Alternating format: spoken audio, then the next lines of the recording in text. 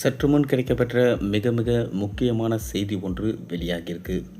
அதாவது திமுகவின் கூட்டணியிலிருந்து வெளியேறிய முக்கியமான 2 கட்சிகள், காங்கிரஸ் மற்றும் விடுதலை சிறுத்தைகள் கட்சி இரண்டும் திமுகவை விட்டு வெளியேறியதாக தற்போது தகவல்கள் வந்த வண்ணம் உள்ளன. திமுகவில் மிக முக்கிய கூட்டணியாக இருப்பது காங்கிரஸ் மற்றும் விசிக. இந்த இரு கட்சிகளும் திமுகவிலிருந்து வெளியேறியதாக தற்போது தகவல்கள் வந்த வண்ணம் இருக்கிறது. இதற்கு காரணம் ஆட்சியில் பங்கு, அதிகாரத்தில் பங்கு, மேலும் குறைவான தொகுதி பங்கீடு போன்ற விஷயங்களின் காரணமாக தான் திமுகவிலிருந்து காங்கிரஸ் மற்றும் விசிக இரண்டும் வெளியேறப் போவதாக தகவல்கள் வந்த வண்ணம் இருக்கிறது. இவ்வாறு 2 கட்சியும் வெளியேறினால் யாருடைய கட்சியில் கூட்டணியில் சேர்வார்கள்? அது யாரும் இல்லை, விஜய் ஆரம்பித்திருக்கும் தாவேகா கட்சியில்தான் கூட்டணியில் சேருவதாக தற்போது தகவல்கள் வந்த வண்ணம் உள்ளது.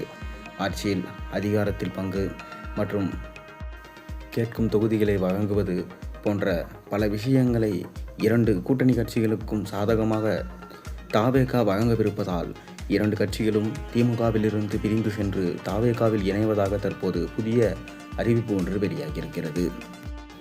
இந்த விஷயம் திமுகவுக்கு பாதிப்பா என்று கேட்டால் கண்டிப்பாக மிக பெரும் பின்னடைவு என்று தான் நாம் கூற வேண்டும்.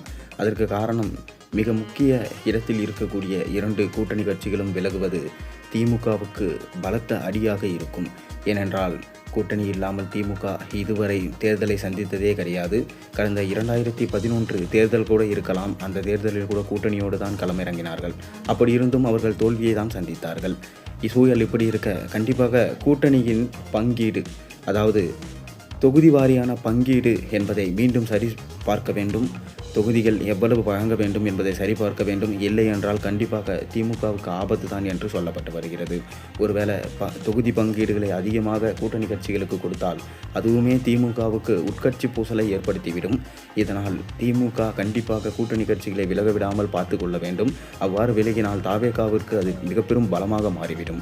எது எப்படி இருந்தாலும் திமுக இந்த ஆண்டோடு ஆட்சி முடிவடைந்துவிடும் என்று சொல்லப்பட்டு வருகிறது. வருகின்ற 2026 சட்டமன்ற தேர்தலில் திமுக பலத்த அடி வாங்கும், எதிர்க்கட்சி அந்தஸ்து கூட இல்லாமல் போகும் என்று கணிக்கப்பட்டிருக்கிறது. அதனால் திமுகவிலிருந்து கூட்டணி கட்சிகள் வெளியேறாமல் தலைவர் ஸ்டாலின் அவர்கள் பார்த்துக்கொள்ள வேண்டும். அவ்வாறு பார்த்துக்கொள்வாரா இல்லையா? நீங்கள் என்ன நினைக்கிறீங்க? உங்கள் கருத்துக்களை மறக்காமல் கீழே கமெண்ட்டில் சொல்லுங்கள்.